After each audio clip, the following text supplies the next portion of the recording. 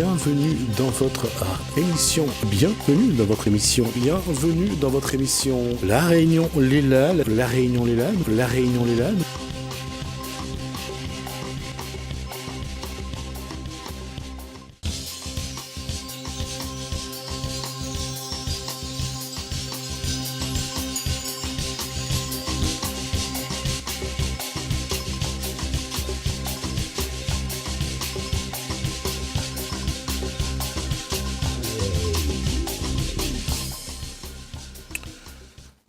Bonsoir à tous, bienvenue dans votre émission La Réunion Lélade. Ça ne sera pas très ésotérique au départ, mais ça sera à la fin. Au début, on va parler de livres et on en parle dans Cosmo Réunionnais avec Gaël Guiton.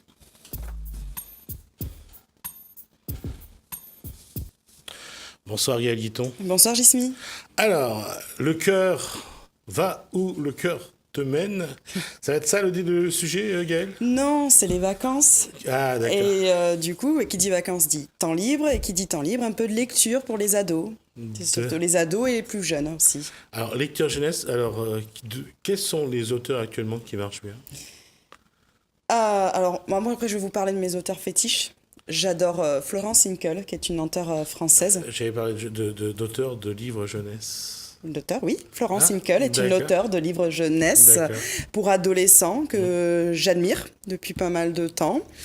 Une auteure aussi jeunesse, elle est plus américaine, c'est Sarah Deussen, que j'aime beaucoup. Il y a Victor Dixon aussi qui fait du fantastique, qui marche bien.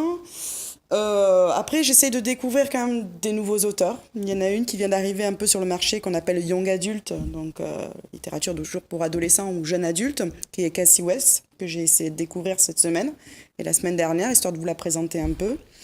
Voilà.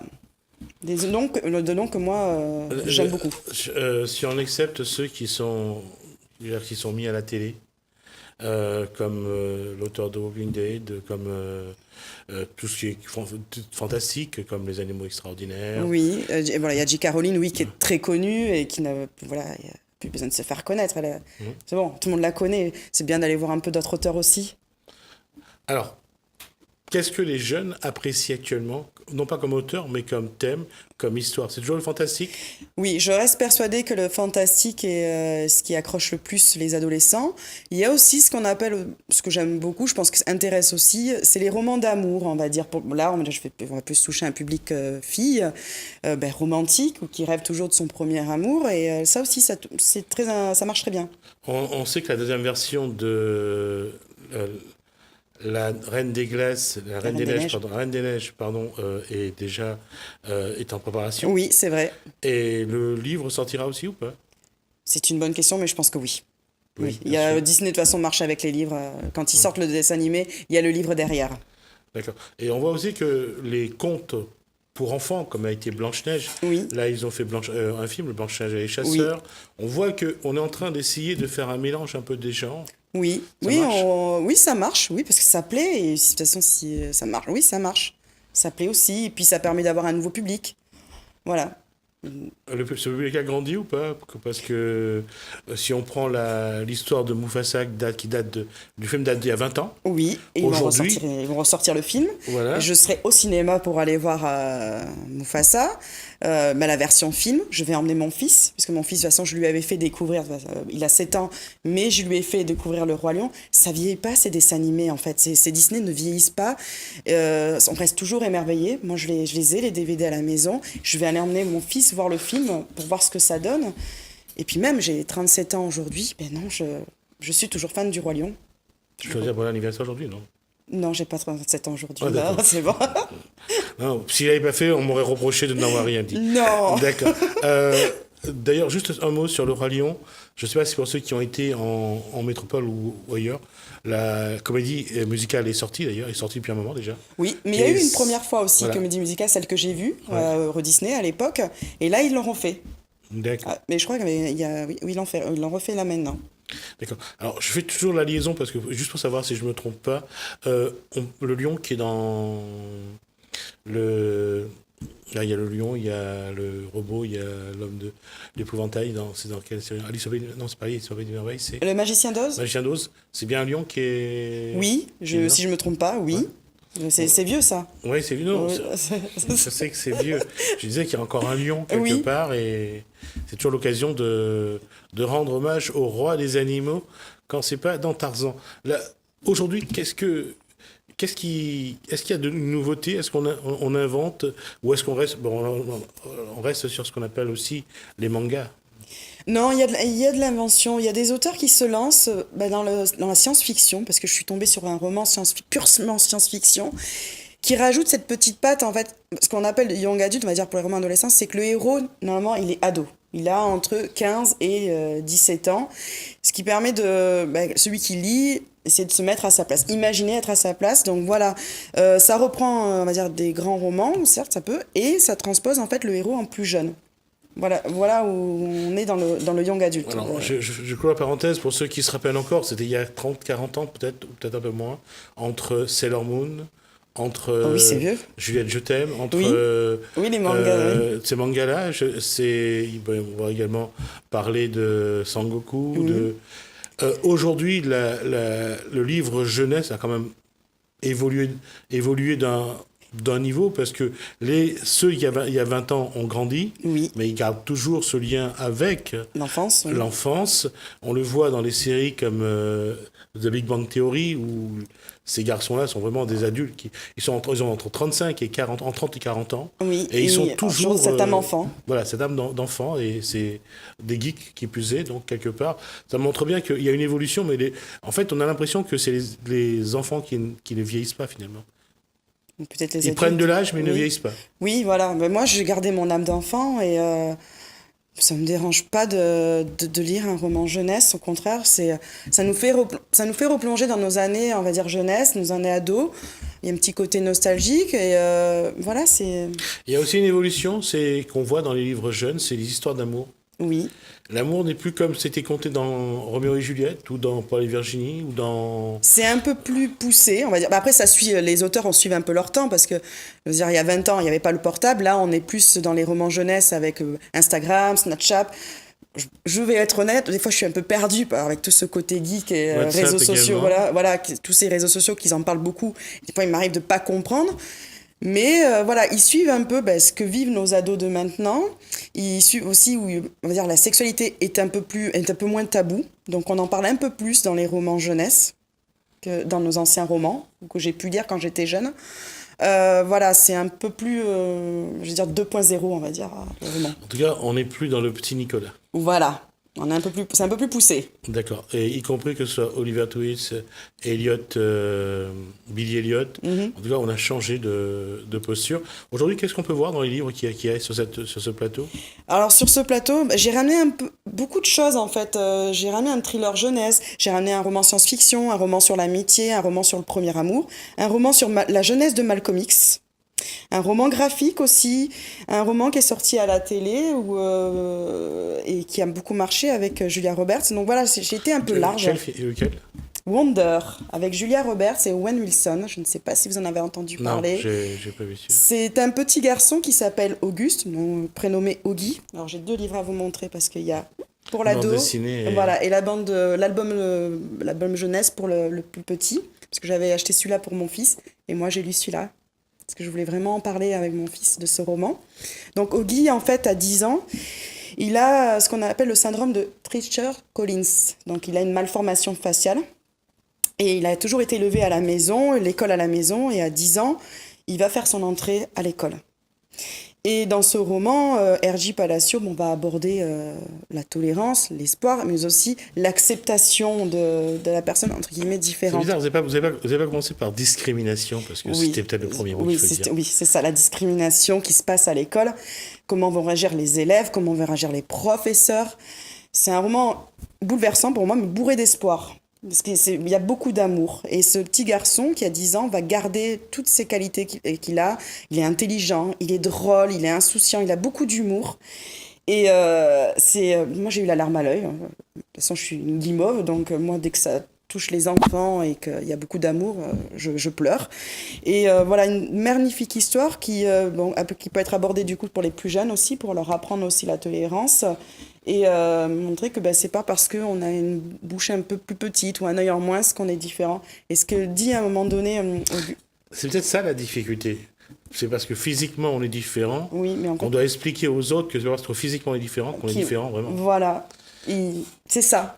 C'est ça, parce que moi je l'ai pris pour ça, pour mon fils, c'est pour lui expliquer en fait, parce que du coup il me posait beaucoup de questions sur ce petit garçon, je lui ai fait voir le film, parce qu'il est très abordable, et du coup je lui ai expliqué, il arrive maintenant, quand on va se balader, où il voit un handicapé avec un bras en moins, s'il me pose la question qu'est-ce qui s'est passé, je lui explique, il me fait d'accord, et voilà, ça ouvre à la discussion avec un ado, et un peu plus jeune, et il y a une phrase d'accroche que j'aime beaucoup dans ce livre, c'est « Ne jugez pas un livre », et Auguste raye en disant un garçon sur sa couverture et il raye son apparence. Et voilà. Et donc du coup dans celui-là Wonder, donc on est tous des merveilles. Donc voilà, Auguste explique qu'il est une merveille lui aussi. Ouais, d'accord. Vous êtes ému?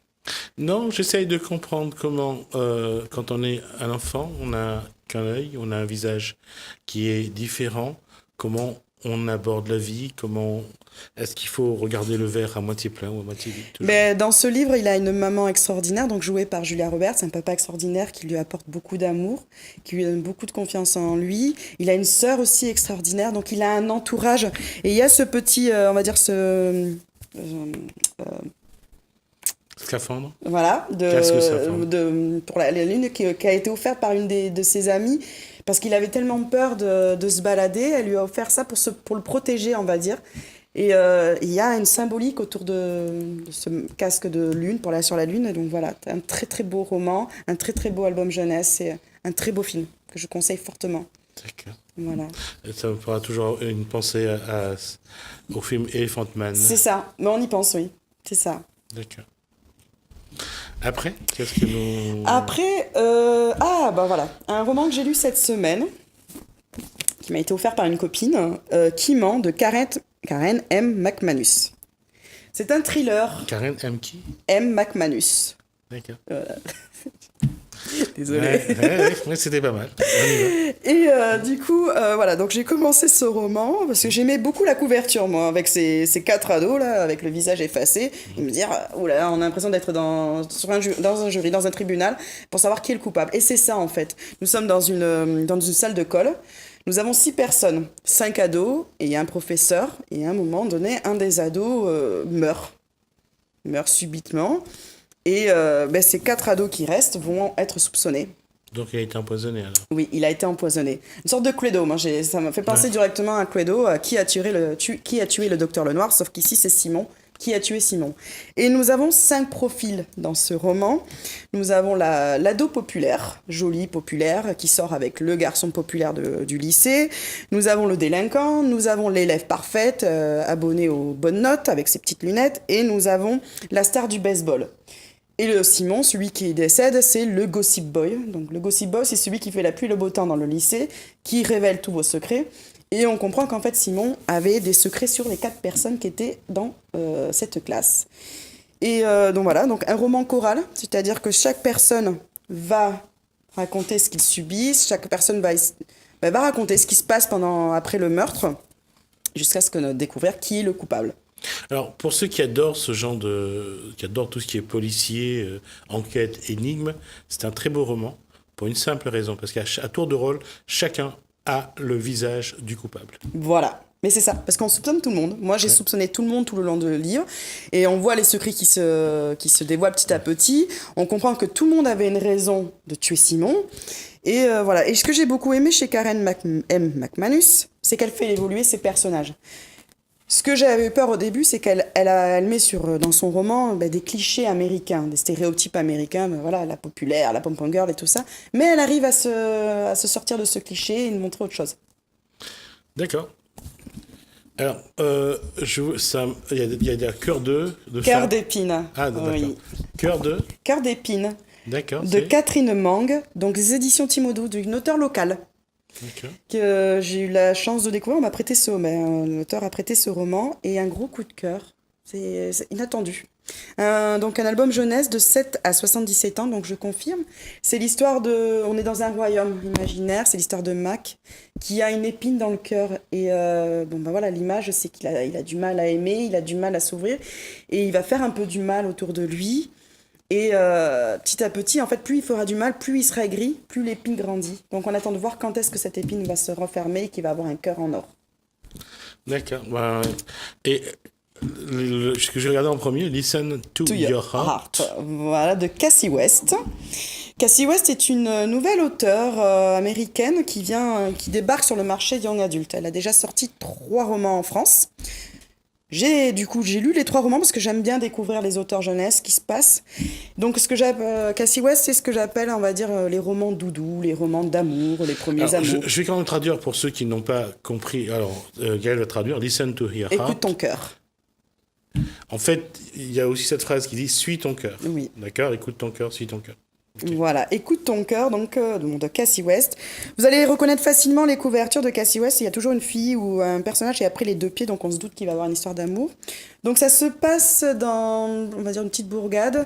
Nous avons, de toute façon je vais parler des 3 romans, c'est que Cassie West, à chaque roman, elle propose une héroïne, ce que j'appelle l'héroïne Girl Next Door, pas très populaire, qui vit à fond sa passion. Donc ici, cette jeune fille est fan de jet ski, elle est fan du lac parce que ses parents travaillent dans une marina et elle ne vit que pour le lac.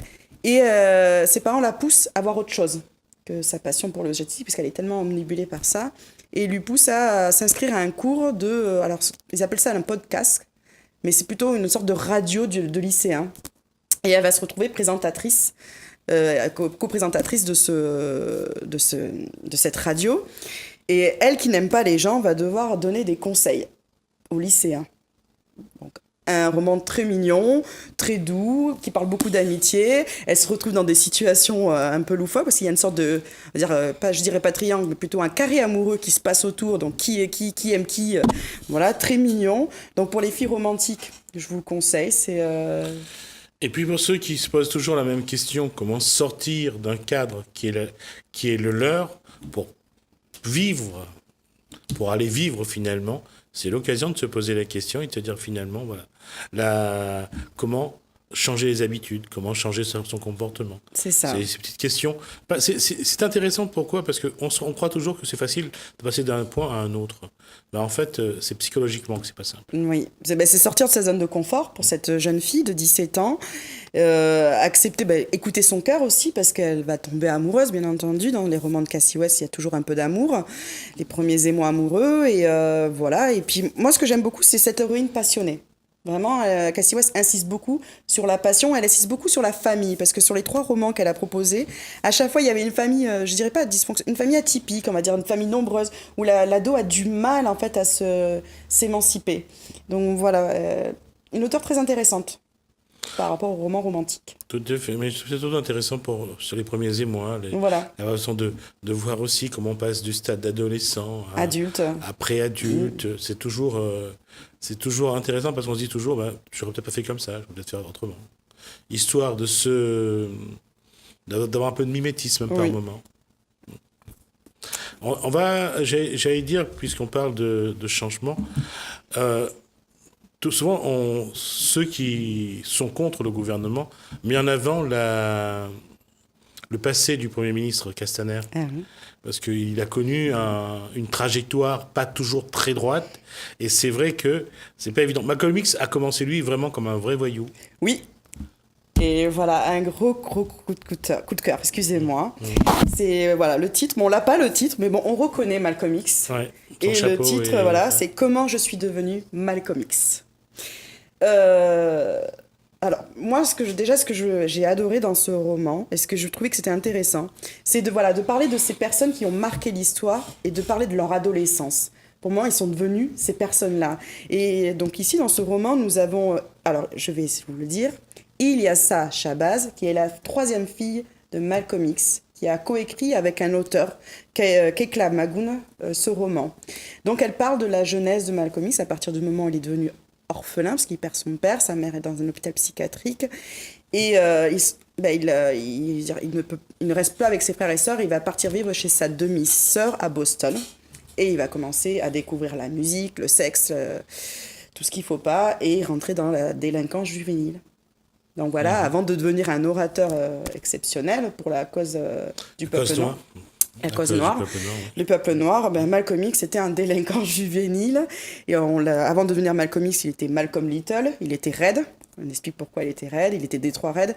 Et voilà, c'est son parcours, en fait, son parcours jeunesse, avant qu'il arrive en prison et avant qu'il devienne le Malcolm X. Oui, il faut toujours se dire que ceux qui ont apporté, qui se sont battus contre des préjugés, contre des systèmes, ça reste quelque chose de particulier. Je fais cette analogie, non pas parce que ça se ressemble, mais regardez Ernesto Che Guevara, qui était docteur, qui a quitté le gouvernement de Fidel Castro pour aller faire la révolution au Chili. Et il est mort dans sa marche contre l'impérialisme américain. Donc c'est pour ça que je disais que quelque part, parfois, ce ne sont pas des êtres, les petits enfants de cœur. Oui, non, c'est pas des êtres exceptionnels dès leur naissance. Ouais. Ils ont un parcours chaotique, hasardeux, mais ils deviennent ces êtres après. Mandela a failli aussi basculer dans la violence. Oui. Il a choisi la voie de l'amour. On voit que c'est pas... Bon, Gandhi, lui, a choisi tout de suite la non-violence, mais on voit que parfois les chemins ne sont pas aussi... simples que cela. Linéaires. Oui.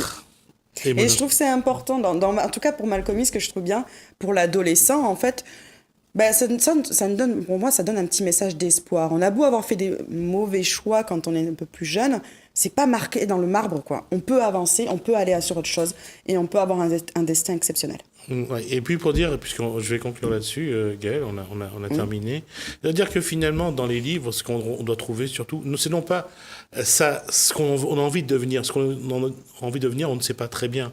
On trace le chemin. Mais c'est bien de temps en temps de regarder à côté, de se dire que tout n'est pas blanc, tout n'est pas noir, voilà. Et qu'il y a des moments, il faut faire des choses qu'on n'aime pas forcément c'est ça. Pour avancer. Alors, si je peux me permettre, Gismi, j'ai oublié, excusez-moi, j'ai oublié. Le portail, l'espace culturel du portail, me prête gentiment les livres pour que je puisse vous les présenter parce que j'ai l'habitude de les lire en e-book. Donc voilà, je voulais vraiment leur remercier parce qu'ils me suivent depuis que je suis avec vous. Et voilà, leur remercier infiniment pour tous les livres qu'ils me prêtent. En tout cas, j'espère que ça vous donne envie de lire parce que la lecture, ça reste encore une démarche dans laquelle on a au moins une chose. Même si ça se termine mal, la fin de notre histoire, elle n'est pas écrite. Merci Gaëlle Guiton, on se voit la semaine prochaine. Oui. Bienvenue dans votre émission. Bienvenue dans votre émission. Bienvenue dans votre émission. La Réunion, les Lalles. La Réunion, les Lalles. La Réunion, les Lalles.